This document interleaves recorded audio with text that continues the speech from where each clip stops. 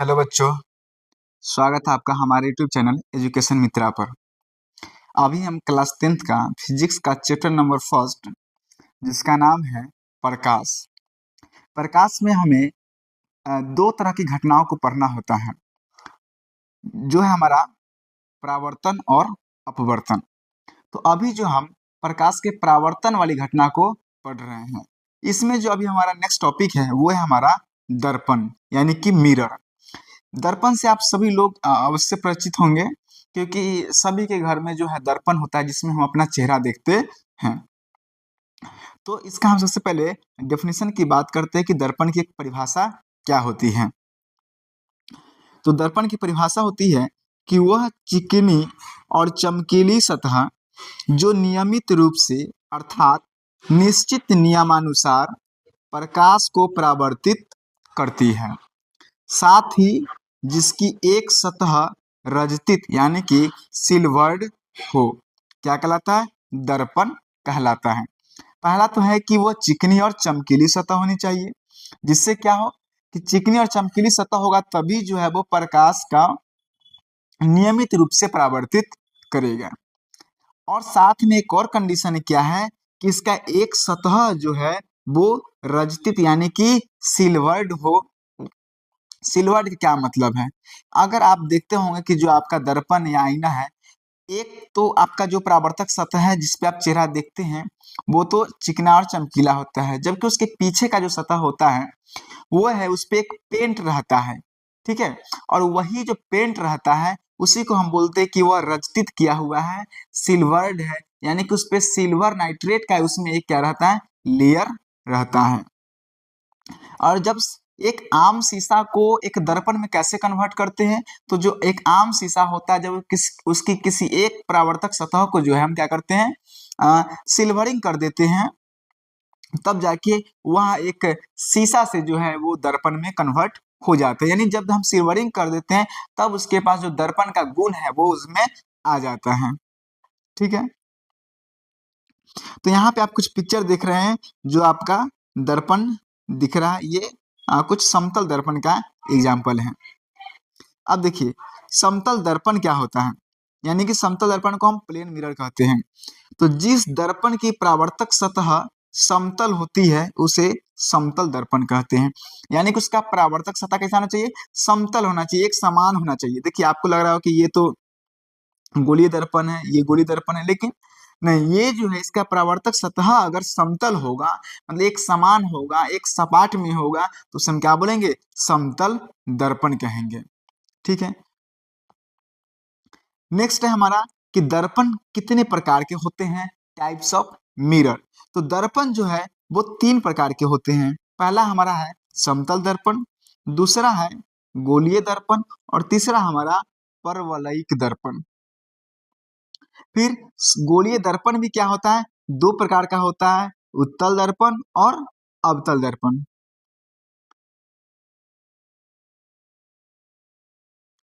गोलीय दर्पण भी कितने प्रकार के होता है, दो प्रकार का होता है। एक होता है हमारा अवतल दर्पण और दूसरा हमारा क्या होता है, उत्तल दर्पण। तो ये हमारे दर्पण के प्रकार हो गए। जब भी आपसे क्वेश्चन पूछा जाए कि दर्पण कितने प्रकार के होते हैं, तो आपको आंसर कितना करना है, तीन प्रकार के होते हैं, समतल दर्पण, गोलीय दर्पण और परवलयिक दर्पण। फिर पूछा जा सकता है कि गोलीय दर्पण कितने प्रकार के होते हैं, तो आपका आंसर होना चाहिए कि गोलीय दर्पण दो प्रकार के होते हैं, अवतल दर्पण और उत्तल दर्पण। तो समतल दर्पण के बारे में हम पढ़ चुके हैं पहले ही।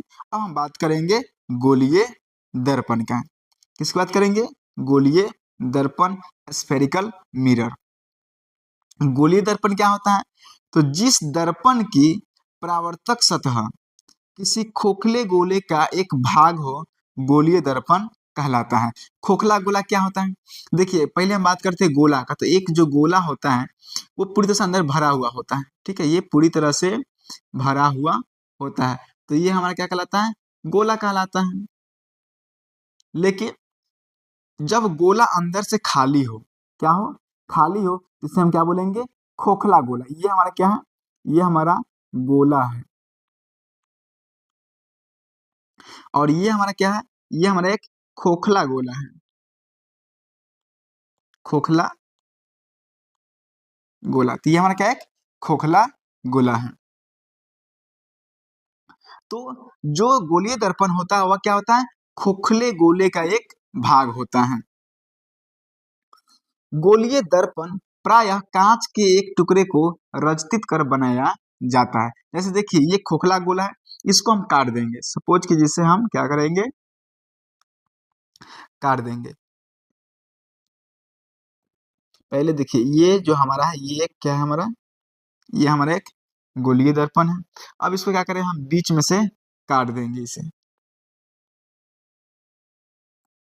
हम क्या करेंगे, ये बीच में से काट देंगे। बीच में से काटेंगे तो ये किस प्रकार से दो भाग में बढ़ जाएगा, तो ये जो है कुछ इस प्रकार से बढ़ जाएगा, कुछ इस प्रकार से एक भाग इसका कुछ इस प्रकार का हो जाएगा और इधर का भाग जो है कुछ इस प्रकार से हो जाएगा। अब क्या करेंगे, फिर इसको हम सिल्वरिंग कर देंगे। सिल्वरिंग का मतलब है कि इसमें हम क्या करेंगे, पेंट चढ़ाएंगे। तो पेंट हम देखिए एक को हम बाहर से कर दे रहे हैं, इसको हम बाहर से कर दे रहे हैं और एक को हम अंदर से कर दे रहे हैं। यानी ये हम क्या किए, ये सिल्वरिंग कर रहे हैं। ये क्या कर रहे हैं, सिल्वरिंग कर रहे हैं। ये हम सिल्वरिंग कर, यानी एक तरफ से जो है हम इसको पेंट कर दिए। अब ये क्या हो गया, ये गोलीय दर्पण कहलाएगा। देख रहे हैं ये खोखला गोला था, इसको हम काट दिए। ठीक है, काटने के बाद क्या किए, किसी एक सतह को हम क्या किए, उसको हम रजतित कर दिए, यानी उसको हम सिल्वरिंग कर दिए, पेंट कर दिए, जिससे क्या हो गया कि अब वह दर्पण में कन्वर्ट हो गया। तो ये जो है गोला होगा वो खोखले गोले का, ये कांच का एक टुकड़ा होता है और खोखले गोले के शेप में होता है। अब देखिए, तो ये जो है अब हम बात करेंगे कि जो गोली दर्पण है ये तो दो प्रकार का होता है। चाहे यहाँ भी हम देख रहे हैं कि एक तो ये है हमारा और एक को जो हम बाहर से जिसको हम पेंट किए थे, तो इसका अंदर वाला जो है परावर्तक सतह हो गया। तो अंदर वाला जिसका परावर्तक सतह देख रहे हैं कि इसका धंसा हुआ है, तो ये हमारा कहलाता है अवतल दर्पण। क्या कहलाता है, अवतल दर्पण। ये हमारा क्या बन गया, अवतल दर्पण बना। और जिसको हम अंदर से पेंट किए थे और जिसका परावर्तक सतह उभरा है, वो हमारा क्या कहलाता है, उत्तल दर्पण कहलाता है। तो ये हमारा उत्तल दर्पण हो गया। तो आप देखें कि दर्पण किस प्रकार से बनता है, खोखला गोला क्या होता है, उसे दर्पण किस प्रकार से बनाया जाता है। अब देखिए, तो हम अवतल दर्पण को कॉनकेव मिरर कहते हैं। अवतल दर्पण को क्या कहते हैं हम, कॉनकेव मिरर कहते हैं। ये हमारा क्या है, अवतल दर्पण है, अवतल दर्पण है। और कन्वेक्स मिरर को हम बोलते हैं उत्तल दर्पण। क्या बोलते हैं, उत्तल दर्पण। तो देखिए अवतल दर्पण में जो परावर्तक सतह है वो हमारा धंसा हुआ है। ये साइड जो है हमारा परावर्तक सतह है और ये जो हमारा जो ब्लैक आपको दिख रहा होगा ये हमारा क्या है, पेंट किया हुआ है। तो हम इधर की तरफ कोई भी ऑब्जेक्ट को रखेंगे, ठीक है, यानी लाइट जो है हमारा इधर से आएगा। तो ये आप समझिए कि अवतल दर्पण में क्या होता है, जो हमारा परावर्तक सतह होता है वो धंसा हुआ होता है। जबकि उत्तल दर्पण की बात कर रहे हैं तो देखिए इसको इधर से हम पेंट किए हुए हैं, तो ये जो है लाइट इधर से आएगा तो लाइट इस सतह पे पड़ेगा। तो ये सतह कैसा उभरा हुआ है, तो उत्तल दर्पण का जो है परावर्तक सतह क्या होता है, उभरा हुआ होता है। तो आपको ये चीज याद रखना है कि देखिए ऐसे भी याद कर सकते हैं, ऊ से उत्तल, तो ऊ से आप बोल सकते हैं कि उभरा हुआ, उभरा हुआ। तो जिसका परावर्तक सतह उभरा हुआ रहेगा वो हमारा उत्तल दर्पण होगा और उत्तल दर्पण का उभरा हुआ है तो अवतल का धंसा हुआ होगा। तो आप इस तरीके से समझ सकते हैं कि अवतल दर्पण क्या होता है, कैसे पहचानेंगे, उत्तल दर्पण क्या होता है, कैसे पहचानेंगे। अब हम एक एक करके दोनों दर्पण को हम डिटेल्स में डिस्कस करेंगे। पहला है हमारा अवतल दर्पण, जिसे हम कनकेव मिरर भी कहते हैं। डेफिनेशन की बात करें तो अवतल दर्पण की परिभाषा है, जिस दर्पण की परावर्तक सतह धंसी रहती है अर्थात केंद्र की ओर होती है, अवतल दर्पण कहलाता है। इसे अभिसारी दर्पण भी कहते हैं। तो जो इसमें दो बात लिखा गया अवतल दर्पण के बारे में, एक तो है कि अवतल दर्पण की जो परावर्तक सतह होता है वो धंसा रहता है और दूसरा है कि ये केंद्र की ओर होता है। तो सबसे पहले हम ये समझने का प्रयास करते हैं परावर्तक सतह होता क्या है। तो देखिए अगर ये कोई दर्पण है, ठीक है, दर्पण होने का कंडीशन क्या होता है कि इसका एक तरफ से जो है रचित किया हुआ होना चाहिए, यानी कि जो सिल्वर की पेंट है वो होना चाहिए। तो इसको हम इस तरह से सिल्वर का एक तरफ से पेंट कर देते हैं।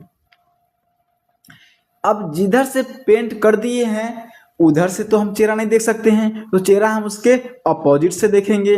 तो ये जो पिछला जो हिस्सा है ये हमारा क्या है, रचित किया हुआ हिस्सा है, ये हमारा रचित किया हुआ है। और इधर का जो अपोजिट का जो हिस्सा है, ये वाला हिस्सा है, ये हमारा क्या कहलाता है, परावर्तक सतह कहलाता है। क्या कहलाता है, परावर्तक सतह कहलाता है। तो डेफिनेशन क्या कहता है अवतल दर्पण का, कि परावर्तक सतह धंसा हुआ होना चाहिए। तो ये अगर परावर्तक सतह है तो आप देख रहे हैं कि ये क्या है, ये तो धंसा हुआ है, क्योंकि इधर से अगर आप देख रहे हैं तो ये कैसा है, ये आपको धंसा हुआ दिख रहा है। दूसरा क्या है कि ये केंद्र की ओर होता है। देखिए अगर ये एक खोखला गोला होता, अगर ये खोखला गोला होता कुछ इस तरह से, तो इसका कहीं ना कहीं बीच में क्या होता, केंद्र होता। तो ये जो परावर्तक सतह है, ये देख रहे हैं कि आप ये क्या है, ये केंद्र की तरफ डायरेक्टेड है। तो ये दो कंडीशन है अवतल दर्पण का। तो आप इस पिक्चर में देख रहे हैं अवतल दर्पण का, तो ये हमारा क्या है, इस साइड जो है हमारा ये परावर्तक सतह है, ये हमारा परावर्तक सतह है, और इधर का हमारा भाग जो है वो रचित किया हुआ है, ये हमारा रचित किया हुआ है। देख रहे हैं कि इसका जो परावर्तक सतह है वो कैसा है, धंसा हुआ है, और ये केंद्र की तरफ, अगर ये यहाँ पे केंद्र होता, अगर ये एक गोला होता तो ये केंद्र होता, तो केंद्र तो इसकी तरफ, तो ये दिख रहा है कि परावर्तक सतह केंद्र की तरफ है। तो ये दो कंडीशन होता है अवतल दर्पण का। दूसरा कह रहा है कि इसे अभिसारी दर्पण भी कहते हैं। अभिसारी दर्पण क्यों कहते हैं, इसे समझने का प्रयास करते हैं। देखिए अवतल दर्पण का क्या गुण है कि इसके, अगर ये कोई अवतल दर्पण है, अगर यहाँ कोई अवतल दर्पण है, तो इस पे जितने भी लाइट पड़ेगा, इस पे जितने भी लाइट पड़ेगा, ये सबको क्या करेगा, ये सबको जो है एक बिंदु पे लाके जमा कर देता है।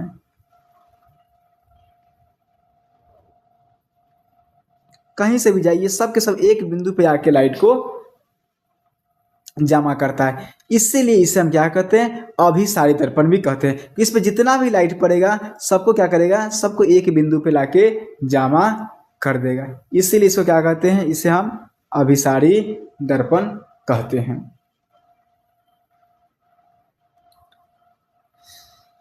दूसरा दर्पण जो हमारा है वो है उत्तल दर्पण, जिसे हम कॉन्वेक्स मिरर भी कहते हैं। डेफिनेशन की बात करते हैं तो जिस दर्पण की परावर्तक सतह उभरी रहती है, अर्थात केंद्र के विपरीत दिशा में रहती है, उत्तल दर्पण कहलाता है, और इसे अपसारी दर्पण भी कहते हैं। तो परावर्तक सतह को हम अच्छे से जान चुके हैं कि परावर्तक सतह क्या होता है, जिस साइड से हम दर्पण में चेहरा अपना देखते हैं, या कह सकते हैं कि जिधर से पॉलिश किया हुआ है उसका उल्टा भाग।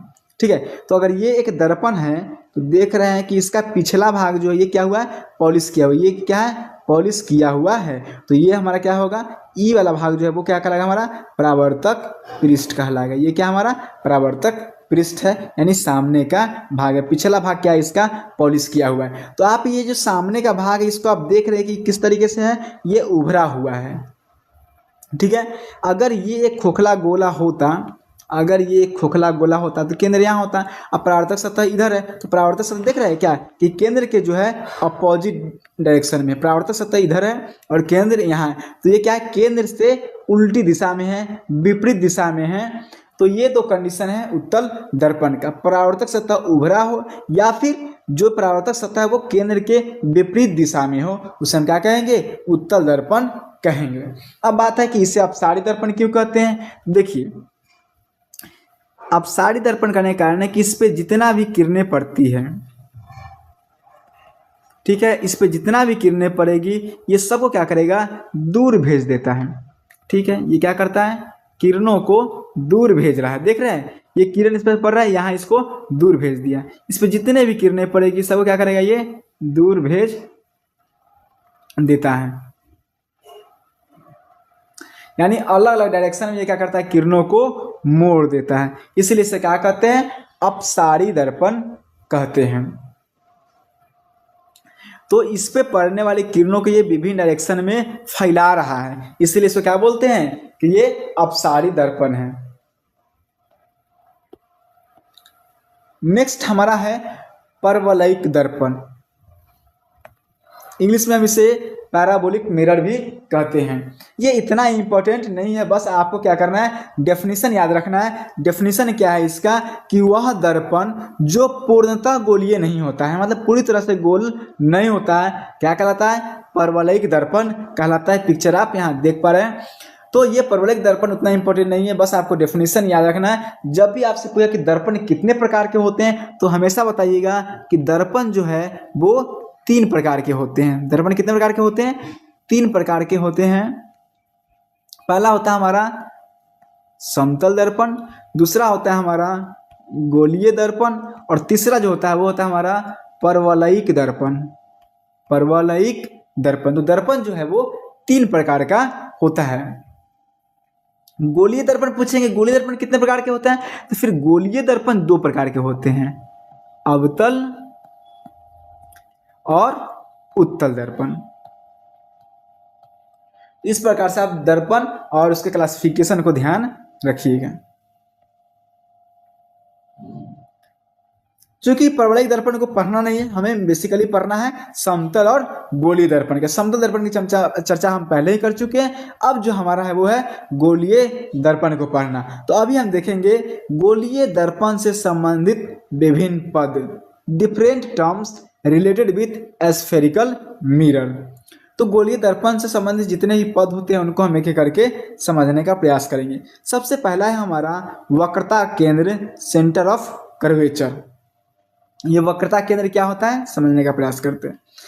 गोलीय दर्पण जिस खोखले गोले का एक भाग होता है, उस गोले के केंद्र को दर्पण का वक्रता केंद्र कहते हैं, और इसे प्रायः C से सूचित किया जाता है।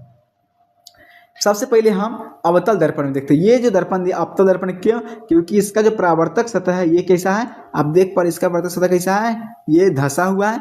और ये हमारा उत्तल दर्पण है क्योंकि इसका परावर्तक सतह कैसा है, उभरा हुआ है। उभरा हुआ कैसे, क्योंकि देखिए इस तरह से जो है इधर इसको रस्तित किया हुआ है, तो सामने वाला परावर्तक सतह तो उभरा है, और देखिए इसके इधर से क्या है, रस्तित किया हुआ है, तो जो परावर्तक सतह है वो कैसा है, धंसा हुआ है। तो आप अवतल और उत्तल को तो समझ चुके हैं। अब बात करते हैं हम वक्रता केंद्र का। देखिए ये अवतल दर्पण किसी न किसी खोखले गोले का क्या होगा, भाग रहा होगा, क्योंकि गोलीय दर्पण बनता किससे, किसी खोखला गोला से बनता है। जब भी कोई गोला होगा तो उसका एक केंद्र भी होगा, ये भी इसी देख रहे, ये भी क्या एक केंद्र भी होगा। तो गोलीय दर्पण जो है जिस खोखले गोले का एक भाग होता है, उसके ही केंद्र को हम क्या कहते हैं, वक्रता केंद्र कहते हैं। तो ये अवतल दर्पण इस गोले का, खोखले गोले का भाग है, तो इसका केंद्र ये है, तो यही इसका क्या कहलाएगा, वक्रता केंद्र कहलाएगा। अवतल दर्पण देख रहे हैं कि अवतल दर्पण इस खोखले गोले का भाग है, तो इसका जो केंद्र होगा इसे ही हम क्या बोलेंगे, इस दर्पण का हम वक्रता केंद्र कहेंगे। और सूचित किससे करते हैं, तो ये स्मॉल c से इसको हम सूचित करते हैं। अब बात है कि अवतल दर्पण का वक्रता केंद्र कहाँ होता है, उत्तल दर्पण का वक्रता केंद्र कहाँ होता है। तो अवतल दर्पण का वक्रता केंद्र जो है दर्पण के सामने होता है। देखिए ये हमारा क्या है, दर्पण है, इसका परावर्तक सतह, और इसके सामने यहाँ पे क्या है, हमारा वक्रता केंद्र है। जबकि उत्तल दर्पण में है, यह दर्पण के पीछे होता है। देखिए दर्पण का परावर्तक सतह यहाँ है, ये सामने की तरफ ये दर्पण है, परावर्तक सतह उत्तल दर्पण का, जबकि वक्रता केंद्र क्या है, परावर्तक सतह के जस्ट पीछे है। तो याद रखना है क्या, कि अवतल दर्पण का जो वक्रता केंद्र होता है वह दर्पण के सामने होता है, जबकि उत्तल दर्पण का जो वक्रता केंद्र होता है वो दर्पण के पीछे होता है। नेक्स्ट है हमारा ध्रुव, जिससे हम पोल भी कहते हैं। गोलीय दर्पण के ज्यामितीय केंद्र को दर्पण का ध्रुव कहते हैं। इसे प्रायः P से सूचित किया जाता है। और दूसरे शब्दों में इसका डेफिनेशन क्या है, कि दर्पण की सतह के मध्य बिंदु को ध्रुव कहा जाता है। देखिए ये हमारा क्या है, ये हमारा जो है दर्पण है, ये अवतल दर्पण है, तो ये परावर्तक सतह कैसा है, धंसा हुआ है। तो इसका जो ज्यामितीय केंद्र होगा वो कहीं यहाँ होगा, तो इससे हम क्या कहेंगे, दर्पण का ध्रुव कहेंगे। या कह सकते हैं कि अगर दर्पण है तो इसका मध्य बिंदु बीच वाला यहाँ है, तो इससे हम क्या कहेंगे, दर्पण का ध्रुव कहेंगे। तो अवतल दर्पण में यहाँ है। अब बात करते हैं उत्तल दर्पण, तो ये हमारा उत्तल दर्पण है, इसका पृष्ठ तो उभरा है, तो इसके लिए हमको इसके पीछे से क्या करना पड़ेगा, रचित करना पड़ेगा। और इसका हमको देखना है, इस दर्पण ये है तो इसका मध्य बिंदु क्या है, इसका मध्य बिंदु कुछ यहाँ है, तो ये हमारा क्या है, दर्पण का ध्रुव है। ये आप देख रहे हैं ध्रुव है, ये आप दर्पण के ध्रुव देख रहे हैं। और इसे डिनोट किससे करते हैं, कैपिटल पी से। दूसरा है हमारा मुख्य अक्ष या फिर प्रिंसिपल एक्सिस। दर्पण के ध्रुव और वक्रता केंद्र को मिलाने वाली रेखा को दर्पण का मुख्य अक्ष या प्रधान अक्ष कहते हैं। मुख्य अक्ष क्या होता है, ध्रुव और वक्रता केंद्र को मिलाने वाली रेखा, तो ये हमारा ध्रुव है और ये हमारा वक्रता केंद्र है। तो इस वक्रता केंद्र से ध्रुव को मिलाने वाली रेखा, इसे हम क्या कहेंगे, प्रधान अक्ष या फिर इसे हम मुख्य अक्ष कहेंगे। ये हम अवतल दर्पण में देखिए, उत्तल दर्पण में देख रहे, ये दर्पण का ध्रुव है और ये दर्पण का वक्रता केंद्र है। इस दोनों को मिलाने वाली जो रेखा है इसे हम क्या कहेंगे, मुख्य अक्ष या प्रधान अक्ष कहेंगे। नेक्स्ट है दर्पण का द्वारक यानी कि अपर्चर ऑफ मिरर। दर्पण की चौड़ाई दर्पण का द्वारक कहलाता है। ये दर्पण जितना चौड़ा होता है उसकी चौड़ाई को हम क्या कहते हैं, दर्पण का द्वारक कहते हैं। अर्थात दर्पण का वह भाग जिससे प्रकाश का परावर्तन वास्तविक रूप से होता है दर्पण का द्वारक कहलाता है। यानी दर्पण जो है जितना चौड़ा होता है, या कह सकते हैं जिस भाग से प्रकाश का जो है वास्तविक रूप से परावर्तन होता है, वही क्या कहलाता है, दर्पण का द्वारक कहलाता है। ठीक है। नेक्स्ट है हमारा वक्रता त्रिज्या रेडियस ऑफ कर्वेचर। अच्छा, दर्पण का द्वारक की बात करें तो यही तो होगा, दर्पण का इसी भाग से तो क्या हो रहा है, परावर्तन हो रहा है, दर्पण का इसी भाग से तो हो रहा है, तो यही दर्पण का द्वारक हो जाता है। अब है हमारा वक्रता त्रिज्या। वक्रता त्रिज्या यानी कि रेडियस ऑफ कर्वेचर, ये क्या होता है, दर्पण जिस खोखले गोले का भाग है उस गोले की त्रिज्या को दर्पण की वक्रता त्रिज्या कहते हैं। देखिए अवतल दर्पण में बात करते हैं तो ये इस खोखले गोले का भाग है। अब ये गोले का है तो इसका क्या होगा, केंद्र भी होगा, त्रिज्या भी होगा। त्रिज्या क्या होता है, तो जो हमारा दर्पण का व्यास होता है इसका आधा होता है, गोला का व्यास का आधा होता है, तो ये हमारा पूरा व्यास हो गया, तो इसका आधा यहाँ से लेकर यहाँ तक इस भाग को हम क्या बोलेंगे, त्रिज्या बोलेंगे। तो ये जो है कह सकते हैं क्या है, हमारा वक्रता त्रिज्या है। इसको दूसरे शब्दों में बोल सकते हैं कि दर्पण के ध्रुव और वक्रता केंद्र के दूरी को हम क्या कहते हैं, वक्रता त्रिज्या कहते हैं। ये देख रहे हैं उत्तल दर्पण इस खोखले गोले का भाग है। अब गोला है तो इसका केंद्र भी होगा, केंद्र होगा, और त्रिज्या क्या होता है, व्यास का आधा होता है। व्यास जो होता है पूरा दूरी होता है, और इसके आधा दूरी को हम क्या बोलते हैं, त्रिज्या बोलते हैं। इसको दूसरे शब्दों में हम बोल सकते हैं कि ध्रुव और वक्रता केंद्र, जो वक्रता केंद्र है इसके बीच की जो ये दूरी है उसे हम क्या बोलेंगे, वक्रता त्रिज्या कहेंगे। और इसको दिखाने के लिए कैपिटल आर का यूज किया जाता है। आई होप कि आपको वक्रता त्रिज्या समझ में आ गया होगा। आपको सीधे से क्या ख्याल रखना है कि ध्रुव, दर्पण के ध्रुव और वक्रता केंद्र के बीच की दूरी को हम क्या बोलते हैं, दर्पण के ध्रुव और वक्रता केंद्र के बीच की दूरी को हम क्या बोलते हैं, वक्रता त्रिज्या कहते हैं। ये हमारा दर्पण के ध्रुव है और ये हम वक्रता केंद्र है, और इसके बीच की दूरी को हम क्या कहते हैं, वक्रता त्रिज्या कहते हैं, और इसे कैपिटल आर से सूचित किया जाता है। वक्रता त्रिज्या की बात करें तो ये जो है अवतल दर्पण दर्पण के सामने होता है, उत्तल दर्पण में दर्पण के पीछे होता है।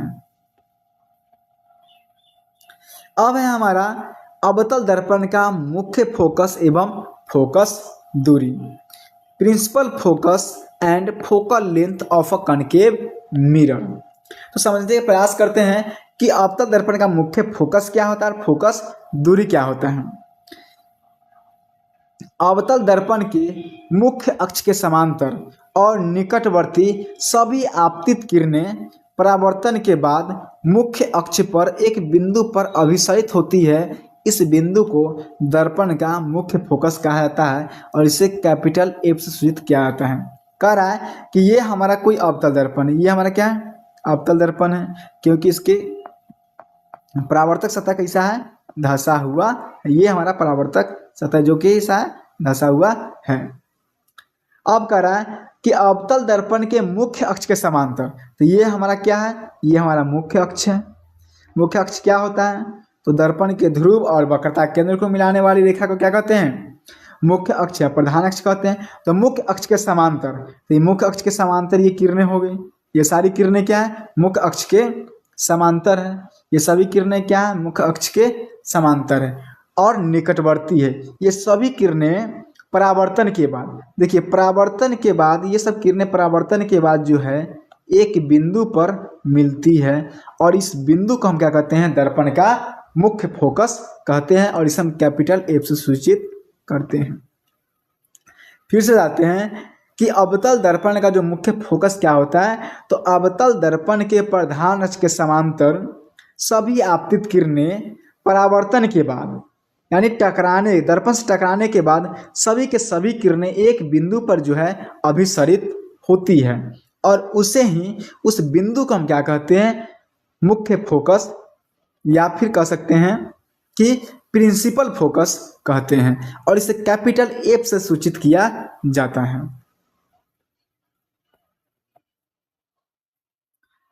अवतल दर्पण का फोकस वास्तविक होता है, इसे आप याद रखेंगे। चूंकि अवतल दर्पण सभी समांतर किरणों को एक बिंदु पर अभिसरित करती है, जमा कर देती है, इसलिए इसे अभिसारी दर्पण भी कहा जाता है, जो अब हम पहले ही आपको एक्सप्लेन कर चुके हैं।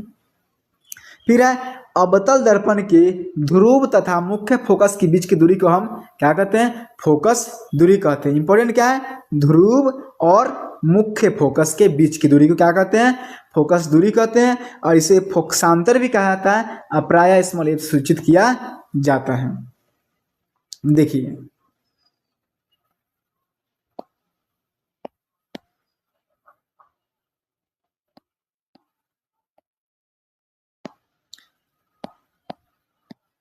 ये हमारा स्मॉल एफ है, यानी कि मुख्य फोकस है, क्योंकि सभी किरणें इसे यहाँ पे आके मिली है, और ये हमारा क्या है, दर्पण का ध्रुव है। तो ध्रुव और मुख्य फोकस, ये ध्रुव और मुख्य फोकस, इसके बीच की जो दूरी है इसे हम क्या कहते हैं, फोकस दूरी कहते हैं, या फोकसांतर भी कहते हैं। इसे हम स्मॉल एफ से दिखाते हैं।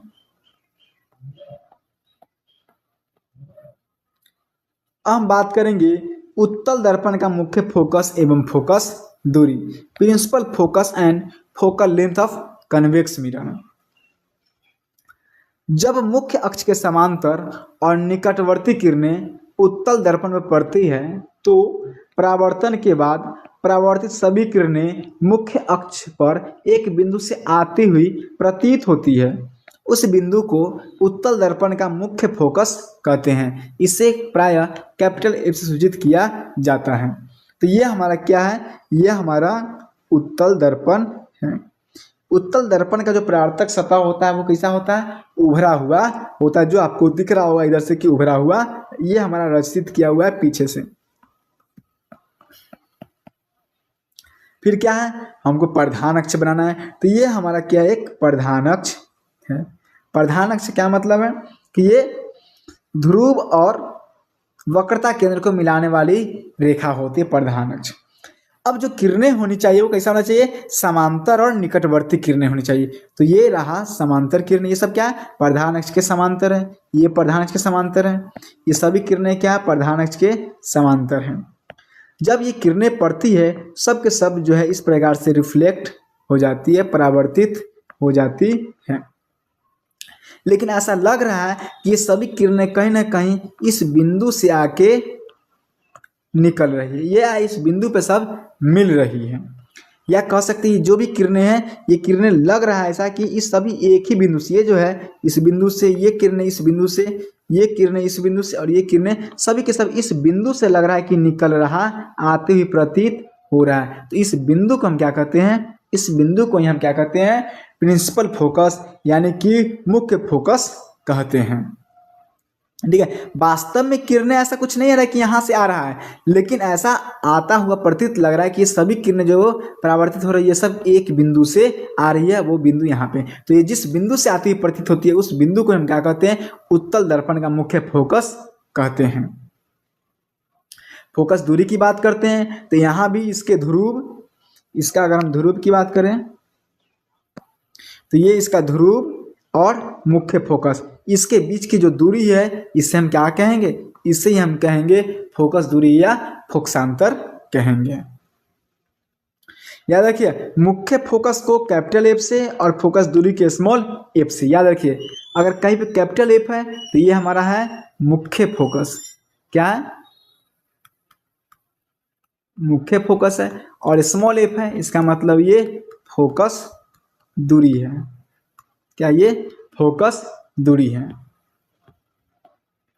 तो उत्तल दर्पण का जो फोकस होता है वो काल्पनिक होता है। क्यों, देख रहे हैं यहाँ पे कोई वास्तव में किरण आके मिल नहीं रहा है, आप इसे देखें तो वास्तव में यहाँ कोई किरण आके मिल नहीं रहा है, बस ऐसा यहाँ प्रतीत हो रहा है कि ये जो भी किरणें हैं वो यहाँ से निकल रहा है, ये किरणें यहाँ से निकल रही, ये किरणें जो यहाँ से निकल रही, ये किरणें यहाँ से, तो ये जो सभी किरणें जो है ये लग रहा है कि सब इस बिंदु से निकल रहा है, लेकिन वास्तव में यहाँ पे कोई ऐसा मतलब बिंदु नहीं है जहाँ से ये किरणें निकल रहा है, बस ऐसा लगता है कि इस बिंदु से निकल रहा है। तो ये फोकस जो है काल्पनिक है, ठीक है। जबकि जो हमारा अवतल दर्पण है वास्तव में यहाँ सभी किरणें आके मिल रहा था, तो इसका जो फोकस है वो हमारा क्या है, वास्तविक है।